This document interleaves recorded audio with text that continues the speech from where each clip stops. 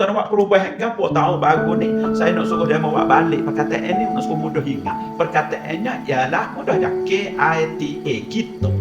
Ingat 4 huruf kita, KITA. Untuk tahun ni kita nak tingkatkan K maknanya rujuk kepada kekusyukan dalam solat. Kita kena buat sesuatu supaya solat kita kokoh kusyuk. Kita kena pisau biar jadi. Bukan kata solat kat takbir kat gitu. Sebelum solat tu set molek pemikiran. Aku nak sembahyang biar kusyuk. Aku tak ingat pada benda lain. Aku nak kusyuk. Maka K namanya kekusyukan. I merujuk kepada ikhlas. Ikhlas di sini kita kena cek molek. Amal ibadat kita tak pakai hijau kalau tak ada ikhlas. Buatlah banyak mana pun. Maka kita didik hati kita. Buat kerja di rumah, tolong orang, cari rezeki. Apa tu lagi buat amal ibadat dalam masjid apa semua. Lagi dah perlu kepada keikhlasan. Kita nak tingkatkan keikhlasan. Ikhlas I.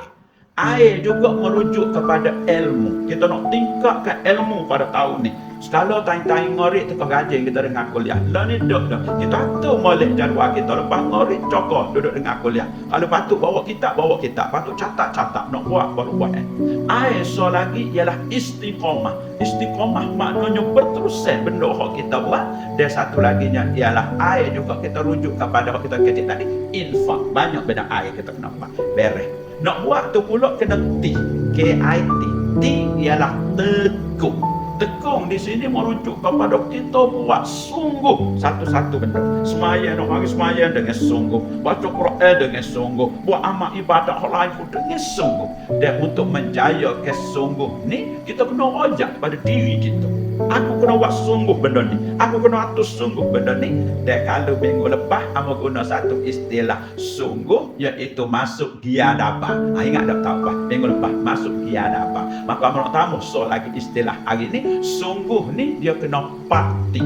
Pakti ni nombor 1 kena tebing, kena nombor 2 kena teruk, nombor 3 kena tauhid, nombor 4 kena tumah dia panggil. Tebing dengan teruk ni makna kita tebing juga. Ngatuk tahu mana pun kita tebing, kita teruk ni. Dan apabila teruk benda kata nak isi dah barang dalam bonit, kadang-kadang dia teruk boleh isi. Kau buat amal ibadat juga kalau kita duduk manja malah. Maka buat rakaat dah. Tapi kita juga kita teruk juga. Mungkin boleh jadi 9 rakaat, 8 rakaat.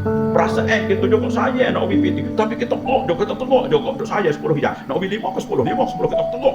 Pui 10. Jadi gitu. Nombor 1 tebing teruk. Selagi tauhid.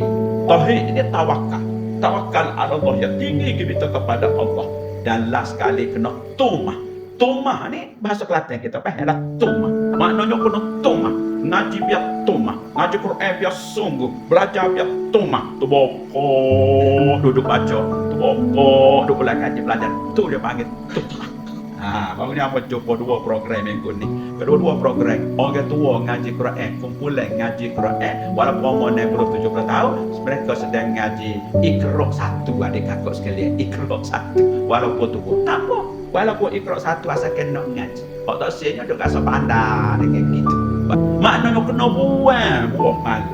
Walaupun cucu kita jom ngajar Iqra kita, kena terima hakikat kita tak pandai. Maka tu namanya kena tumah baru jadi. Jangan kita mati dalam keadaan kita jahil Quran. Tak boleh baca. So kalau faham makna kamu baca pun tak boleh. Rugi kita rugi. Itu namanya tumah dah. Baik, kami hak tadi KITA. Ni maksudnya ialah rujuk kepada Allah kena kita. Buat apa-apa biar Allah kena.